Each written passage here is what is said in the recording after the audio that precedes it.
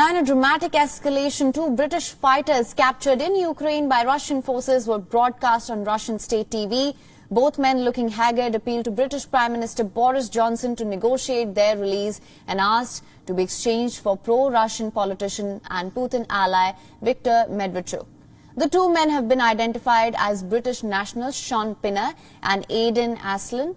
It is unclear how freely the two men were able to talk. Both men fought on the Ukrainian side in Mariupol, which is now almost under Russian control. The families of both Pinner and Aslan have appealed for their release and said that they were working with the UK government to ensure that their rights as prisoners of war were being upheld according to the Geneva Convention. Now, according to released video, it showed Viktor Medvedchuk asking the leaders of Ukraine and Russia to be exchanged for defenders of Mariupol. Medvedchuk is the leader of Ukraine's opposition platform and is considered a key ally of Putin in Ukraine. He'd been accused of treason by Ukraine and placed under house arrest as he had escaped from Kiev a few days after Russia launched its invasion, but was later captured by Ukrainian forces. This comes days after Medvedchuk's wife published a video demanding her husband be exchanged with the two Britons. Ukrainian President Zelensky too had proposed to exchange 67-year-old for Ukrainian soldiers currently being held in Russia. The release of such footage marks a serious escalation of a propaganda war. It is the first time a prisoner swap has been suggested so publicly between two countries. Britain too now will be under pressure to ensure the safety of the two British soldiers.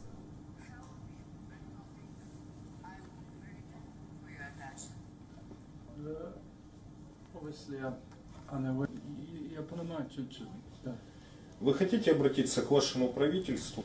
Yeah, I'd like to appeal to the government. Johnson, obviously, I'm Sean Pinner. A lot's gone on over the last 5 years.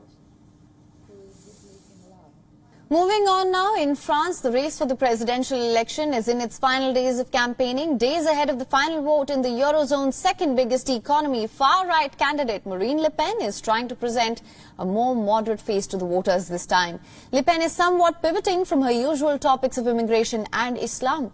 Her party is seen playing down the hijab ban proposal as well, saying it is not her priority in the fight against extremism. Le Pen has previously said that hijab could not be viewed as the sign of a person's religious belief, but was an Islamist uniform that needed to be banned from the French public space. Ahead of a high-stakes televised debate, the far-right core of Le Pen's program has come under close scrutiny. One of Le Pen's allies has been reported saying that a planned hijab ban would come little by little and be determined by lawmakers. That is, if presidential candidate Marine Le Pen is elected. The statement that comes less than a week ahead of the final presidential vote marks a shift in the far-right ideologue's tone. Now, far-right French politician Louis Alliot, who is also former life companion of Le Pen, said in an interview that the hijab ban is one of several political tools to fight Islamism. He also added that the ban needs to be implemented progressively, and before being widened, the ban should target state-run services first. However, a choice will be made only after debate in the parliament. Another Le Pen ally, David Rachlin, also appeared to soften his stance by saying that all those women wearing a hijab are not Islamists. Now, in Europe, France is one of the largest Muslim population, and issues linked to France's Muslim population have become a hot-button topic in the country that has seen a series of deadly extremist attacks. Marine Le Pen has in recent years moved to soften her image. She has attempted to shift her focus from identity issues towards purchasing power. But she has not shared far-right policies. However, Le Pen has acknowledged that hijab ban in France is a complex issue, adding that the parliament must have a say in this decision. Principal polls still show Macron as the likely winner, but Marine Le Pen has never been closer to Élysée. However, her rise in opinion polls appear to stagnate after the first round, as incumbent President Emmanuel Macron stepped up his campaign as well. An Ipsos poll showed Macron hitting 56%, which is up 0.5% from the day prior and 3% up from the first round, while Le Pen is predicted at around 44% of the votes. Moving on now, significant rise in nationwide COVID cases due to more contagious Omicron subvariant in the United States, and this has triggered a U.S. federal judge to announce on Monday that the court is now scrapping the mask mandate for public transport that was imposed earlier by the Biden administration.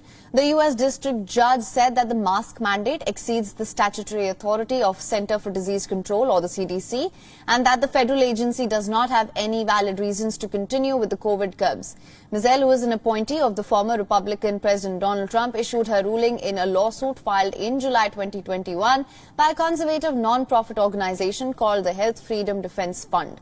The mandate that required face masks on all public transport was recently extended by the CDC amid a spike in COVID cases in the country. The United States has now reported a 7-day average of nearly 35,000 new infections as of Friday, which is a 36% increase from the last 2 weeks' figures. White House Press Secretary Jen Psaki, meanwhile, has called the ruling a disappointing decision while addressing the reporters on Monday. Psaki said that federal agencies are now addressing the court's ruling and that the Justice Department will now determine whether it will appeal it or not.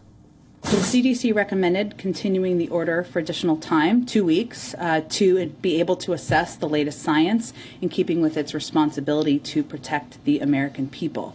So this is obviously a disappointing decision.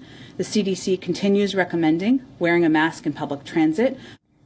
The U.S. Transportation Security Administration has now said that it will not enforce the mask mandate on public transportation from now on. The court's ruling has also prompted major U.S. airlines to quickly drop the mask requirement as well. United Airlines said in a statement that face masks were no longer required on domestic flights, but passengers and crews can, however, go for one if they wish. Other carriers like Delta Airlines and Alaska Airlines also made similar announcements. WION is now available in your country. Download the app now. Get all the news on the move.